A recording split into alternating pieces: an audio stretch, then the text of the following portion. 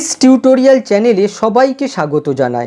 আজ তোমাদের কাছে পজেসিভ এবং অবজেক্টিভ কেস কিভাবে সেন্টেন্সে প্রপারলি ইউজ করতে হয় সেই বিষয়টার উপর ক্লাস নিয়ে উপস্থিত হয়েছি। আশা করি এই ক্লাসটার মাধ্যমে তোমাদের জেরান্ট আর পার্টিসিপল সম্পর্কে অনেক কনফিউশন ক্লিয়ার হয়ে যাবে। ক্লাসটা শুরু করার আগে জেরান্ট আর পার্টিসিপল আসলে কি সেই বিষয়টা জেনে নাও। V1 অর্থাৎ ভার্বের বেস ফর্ম প্লাস আইএনজি যখন অ্যাডজেক্টিভের কাজ করে, অর্থাৎ নাউনের আগে বা পরে বসে ওই নাউনকে মডিফাই করে, তখন সেটা হয় প্রেজেন্ট পার্টিসিপল। ফার্স্ট এক্সাম্পলটা দেখো, do not rouse the sleeping lion, ঘুমন্ত সিংহকে জাগিও না। এখানে দেখো এই স্লিপিং শব্দটা এই লায়ন নাউনটাকে ডিসক্রাইব করছে, তার মানে এই স্লিপিংটা হলো অ্যাডজেক্টিভ।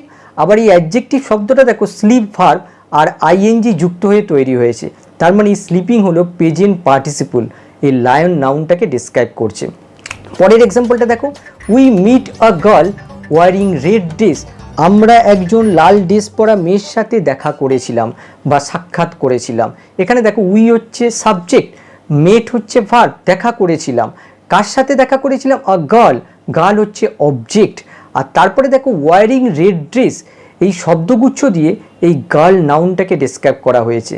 আর শব্দগুচ্ছটা শুরু হয়েছে দেখো ওয়ারিং প্রেজেন্ট পার্টিসিপল দিয়ে। ওয়ারিং রেড ড্রেস এই পুরো অংশটা হচ্ছে প্রেজেন্ট পার্টিসিপল ফ্রেজ, এই গার্ল নাউনটাকে ডেসক্রাইব করছে। আর এই বিষয়ে আমি একটা সেন্টেন্স স্ট্রাকচার লিখে দিয়েছি, এটা অবশ্যই মনে রাখবে।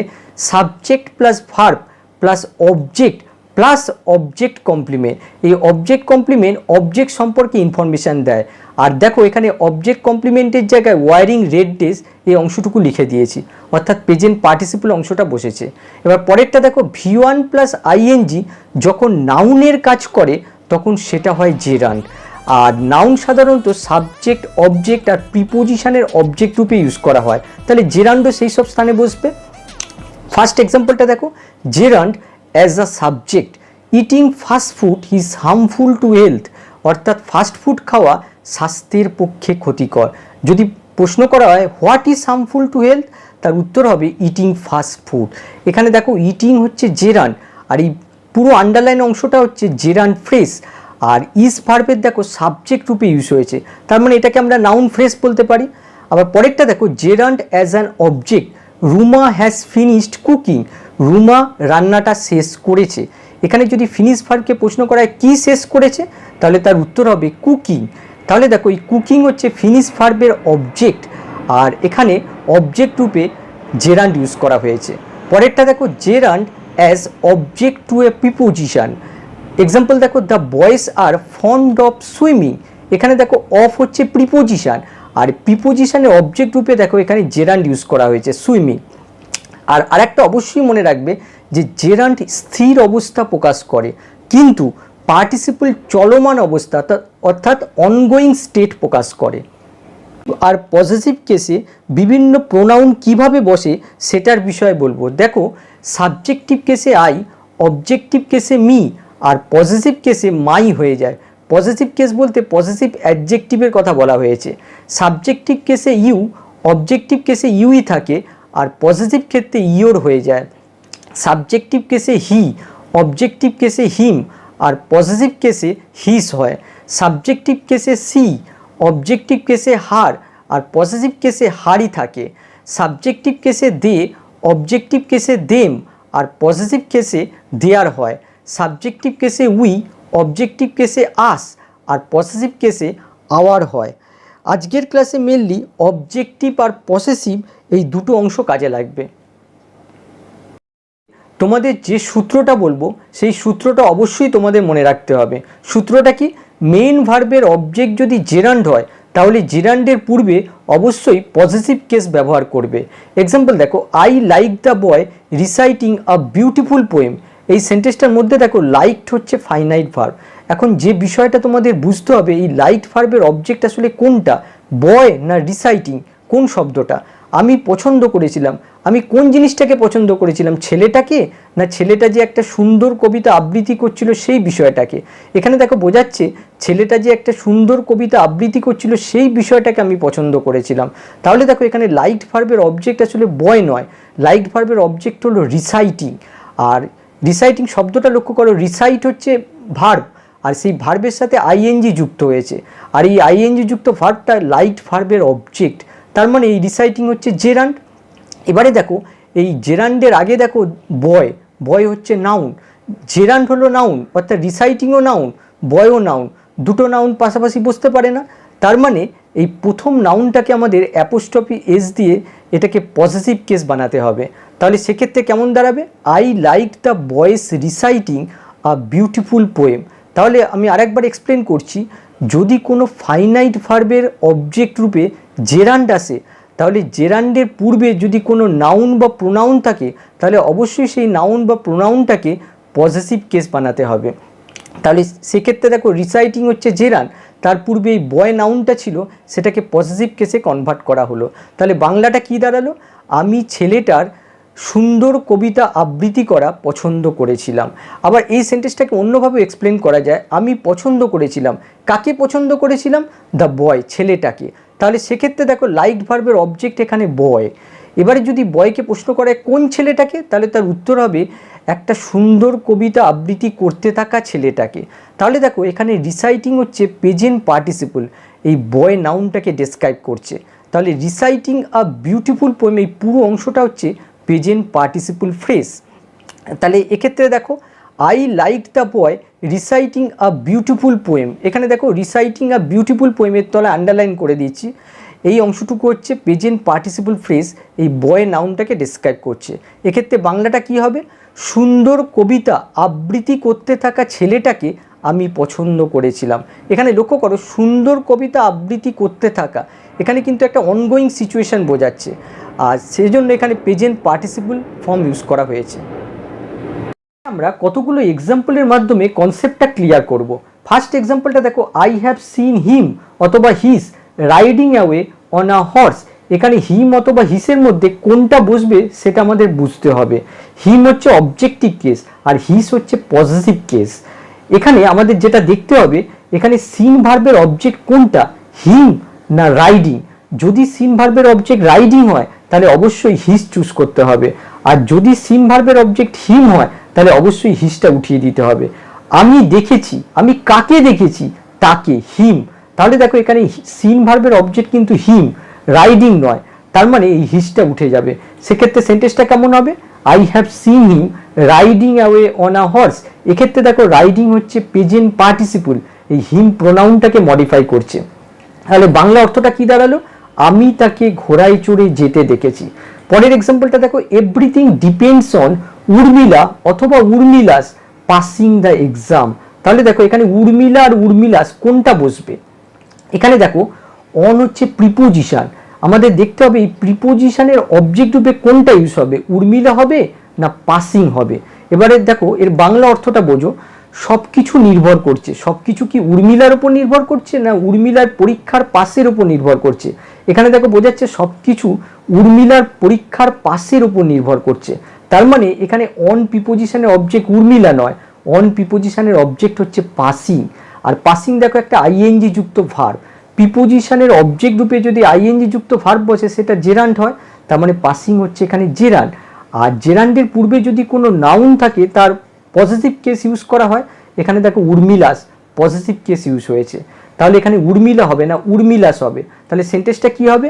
Everything depends on Urmila's passing the exam. Bangla অর্থটা কি হবে? সব কিছু উর্মিলার পাসের ওপর নির্ভর করছে। আমরা আই লাইক ইউ ড্যান্সিং আর আই লাইক ইউর ড্যান্সিং এই দুটো সেন্টেন্সের পার্থক্য বুঝবো। দুটো সেন্টেন্সই কিন্তু গ্রামাটিক্যালি কারেক্ট। প্রথমে দেখো, আই লাইক ইউ ড্যান্সিং এর বাংলা অর্থ হলো তোমাকে নাচতে দেখা আমি পছন্দ করি। এখানে দেখো আই হচ্ছে সাবজেক্ট, লাইক এটা হচ্ছে ভার্ব, পছন্দ করি। কাকে পছন্দ করি? তোমাকে। ইউ হচ্ছে লাইক ভার্বের অবজেক্ট। এবারে যদি প্রশ্ন করে আমি কখন তোমাকে পছন্দ করি, তাহলে তার উত্তর হবে যখন তুমি নাচতে থাকো। দেখো এর অর্থটা আমি এখানে লিখে দিয়েছি, I like you while you are dancing. আমি তোমাকে পছন্দ করি যখন তুমি নাচতে থাকো।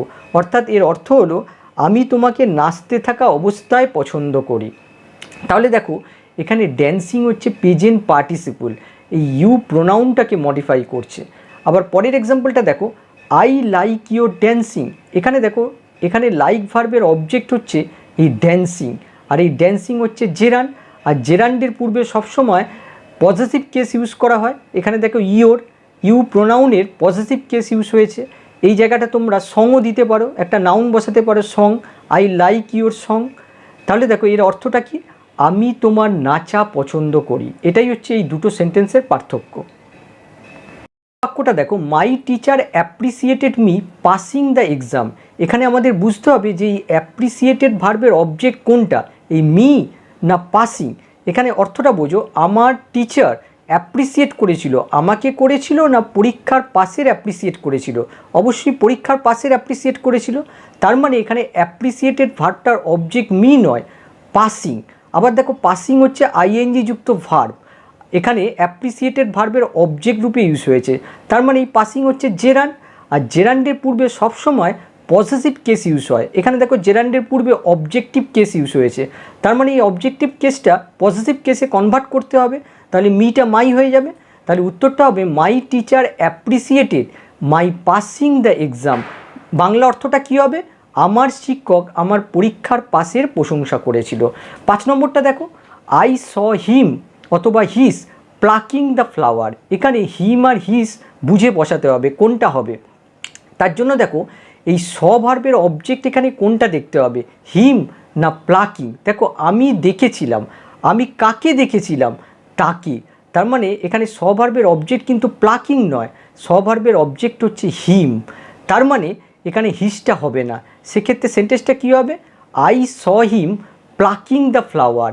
এখানে প্লাকিং কিন্তু জেরান্ড নয়, এখানে প্লাকিং হচ্ছে প্রেজেন্ট পার্টিসিপল, এই হিম প্রোনাউনটাকে মডিফাই করেছে। বাংলা অর্থটা কী হবে, আমি তাকে ফুল তুলতে দেখেছিলাম। এক্ষেত্রে এই ইনফরমেশানটা অবশ্যই মনে রাখবে, ভার্ব অফ পারসেপশান। পারসেপশান মানে যে সমস্ত ভার্বকে আমরা ইন্দ্রিয় দিয়ে উপলব্ধি করতে পারি। কি কি ভার্ব হয়, see, hear, feel, smell, taste. এইসব ভার্বের ক্ষেত্রে আমরা সাধারণত পার্টিসিপল প্রয়োগ করি। নট লাইক মি অথবা my talking to friends during exam. এক্ষেত্রে মি না মাই হবে সেটা আমাদের বুঝে বসাতে হবে। এখানে দেখো লাইক হচ্ছে ফাইনাইট ভার্ব, এই লাইক ভার্বের অবজেক্ট কোনটা হবে, মি না টকিং, সেটা আমাদের বুঝতে হবে। এখানে দেখো আমরা যদি প্রথম এই মিটাকে লাইক ভার্বের অবজেক্ট রূপে ধরে নিই, আমার মা আমাকে পছন্দ করে না, এটা কি সম্ভব? কোনো মা কি তার সন্তানকে পছন্দ করবে না? তাহলে মিটা হবে না। তাহলে কোনটা হবে, আমার মা পরীক্ষার সময় বন্ধুদের সাথে কথা বলা পছন্দ করে না।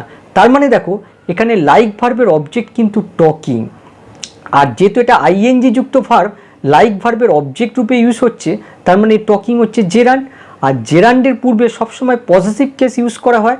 তাহলে দেখো এখানে মি হবে না, মাই হবে। তাহলে উত্তরটা কী হবে, my mother did not like my talking to friends during exam. Bangla অর্থটা হবে, আমার মা পরীক্ষার সময় বন্ধুদের সাথে আমার কথাবার্তা বলা পছন্দ করে না। 7 নম্বর বাক্যটা দেখো, মাই ফাদার পোস্টপন্ড মি অথবা মাই গোয়িং টু ভিলেজ। এখানে আমাদের পোস্টপন ভার্বের অবজেক্ট মি না গোয়িং হবে সেটা আমাদের দেখতে হবে। এখানে দেখো আমার বাবা স্থগিত করেছিল, আমাকে স্থগিত করেছিল না আমার গ্রামে যাওয়াটা স্থগিত করেছিল? অবশ্যই আমার গ্রামে যাওয়াটা স্থগিত করেছিল। তার মানে এখানে পোস্টপন ভার্বের অবজেক্ট কিন্তু মি নয়, গোয়িং। আবার দেখো গোয়িং হচ্ছে আইএনজি যুক্ত ভার্ব, পোস্টপন ভার্বের অবজেক্ট, তার মানে গোয়িং হচ্ছে জেরান্ড। আর জেরান্ডের পূর্বে সবসময় পজিটিভ কেস ইউজ করা হয়, তার মানে এখানে মি হবে না, মাই হবে। তাহলে উত্তরটা কী হবে, my father postponed my going to village. Bangla অর্থটা কী হবে, আমার বাবা আমার গ্রামে যাওয়া স্থগিত করেছে। 8 নম্বর বাক্যটা দেখো, the police caught the thief stealing lots of jewellery. এখানে আমাদের দেখতে হবে যে কট ভার্বের অবজেক্ট কোনটাই, থিপ না স্টিলিং। এখানে দেখো কট ভার্বের অবজেক্ট কখনোই স্টিলিং হবে না। তাহলে দেখো পুলিশ ধরেছিল, কাকে ধরেছিল, চোরটাকে। তার মানে এখানে কট ভার্বের অবজেক্ট হচ্ছে থিপ। এবারে যদি এই থিপ নাউনটাকে প্রশ্ন করা হয় কোন চোর, তাহলে তার উত্তর হবে যে প্রচুর গহনা চুরি করেছিল। তাহলে দেখো স্টিলিং হচ্ছে এখানে প্রেজেন্ট পার্টিসিপল, এই থিপ নাউনটাকে মডিফাই করছে। এক্ষেত্রে স্টিলিং যদি জেরান্ড হতো তাহলে অবশ্যই এই থিপের পজিটিভ ফর্ম ইউজ করা হতো, কিন্তু যেহেতু এটা প্রেজেন্ট পার্টিসিপল তার জন্য থিপটা থিপই থাকবে। তাহলে এর বাংলা অর্থটা কী দাঁড়ালো, প্রচুর গহনাগাটি চুরি করা চোরটাকে পুলিশ ধরেছিল। 9 নম্বর বাক্যটা দেখো, I did not like him অথবা his being rude to his teacher. এখানে দেখো এখানে লাইক ভার্বের অবজেক্ট হিম হবে না বিং হবে সেটা আমাদের বুঝতে হবে। আমি পছন্দ করিনি, তাকে পছন্দ করিনি না তার শিক্ষকের প্রতি অভদ্র হওয়াটা পছন্দ করিনি? অবশ্যই তার শিক্ষকের প্রতি অভদ্র হওয়াটা পছন্দ করিনি। তার মানে এখানে লাইক ভার্বের অবজেক্ট হিম নয়, লাইক ভার্বের অবজেক্ট হচ্ছে বিং, আর এই বিং হচ্ছে জেরান্ড, আর জেরান্ডের পূর্বে সবসময় পজেসিভ কেস ইউজ করতে হয়, তাহলে অবশ্যই হিস হবে। তাহলে উত্তরটা কি হবে? I did not like his being rude to his teacher. Bangla অর্থটা কি হবে? আমি তার শিক্ষকের প্রতি অভদ্র হওয়া পছন্দ করিনি। বাক্যটা দেখো, I know the woman wearing a hat. এখানে দেখো আমি জানি বা আমি চিনি, কাকে চিনি? The woman.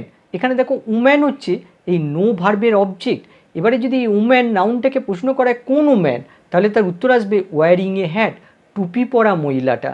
তাহলে দেখো ওয়ারিং এ হ্যাট এই শব্দগুচ্ছ দিয়ে এই উম্যান নাউনটাকে ডেসক্রাইব করা হচ্ছে। আর এখানে ওয়ারিং হচ্ছে প্রেজেন্ট পার্টিসিপল, আর এই পুরো অংশটা হচ্ছে প্রেজেন্ট পার্টিসিপল ফ্রেজ। আবার পরের সেন্টেন্সটা দেখো, I don't like the woman's wearing a hat inside the house.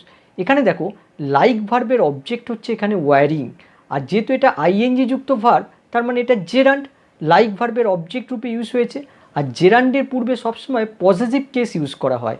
এখানে দেখো উম্যানস পজিটিভ কেস ইউজ করা হয়েছে, আর এই পুরো অংশটা দেখো জেরান্ড ফ্রেজ লাইক ভার্বের অবজেক্ট রূপে ইউজ হয়েছে।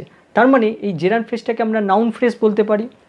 এবার পরেরটা দেখো, the girl dancing on the stage is awesome.